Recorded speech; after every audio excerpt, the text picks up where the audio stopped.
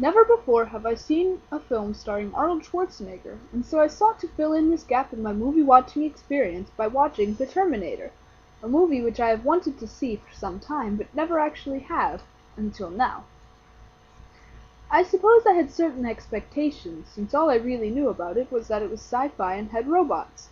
I was only vaguely aware of the time travel, but more on that later. Right now I'll just stick to the movie itself. I was disappointed by it. The plot was simple. Woman will give birth to superhero man who will lead humanity to freedom after the robots take over after the nuclear holocaust. The robots are not happy about this, and so they send one uber robot to go and kill woman.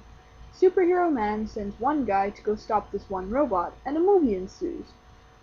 The movie itself was mostly car chases and shootouts, and not so great special effects. I think the heroes switched cars 4 or 5 times, and that was just while I was paying attention. During the shootouts, the Terminator apparently had magic guns that never ran out of bullets until the heroes were escaping. The heroes' escape, incidentally, was the same each time. Hide somewhere until the Terminator was distracted enough to not be able to kill them, but not distracted enough for them to actually escape unnoticed. In this way, the stupidity of both hero and villain cancel each other out, allowing the movie to continue when it should have ended in the first half hour. Additionally, I am to believe that Kyle and Sarah had to sleep outside because it was too dangerous to find someplace warm, but that it was safe enough for a sex scene later? And wasn't she terrified of him a few hours ago? Why was there sex? Back on track now, I would like to know about the Terminator's death.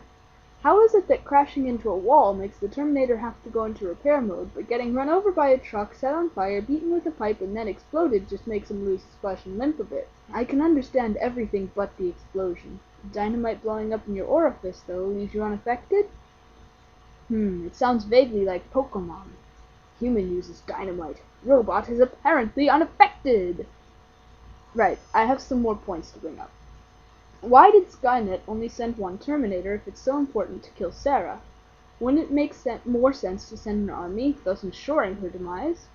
I can understand John Connor only being able to send one person, but Skynet should be able to send more than one Terminator.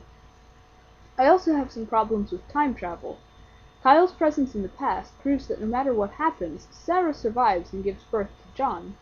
Therefore, there isn't much cause for worry unless Kyle mysteriously disappears. Also, am I the only one who found it vaguely creepy that John spent a large amount of time convincing his friend to fall in love with his mother? It strikes me as being a bit of an Oedipus complex. A bit. Or maybe I read too far into movies. All in all, I didn't mind watching The Terminator, but I will most likely never watch it again.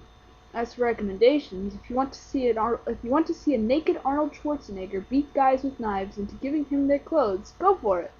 Otherwise, I'm sure you can find something better with which to entertain yourself.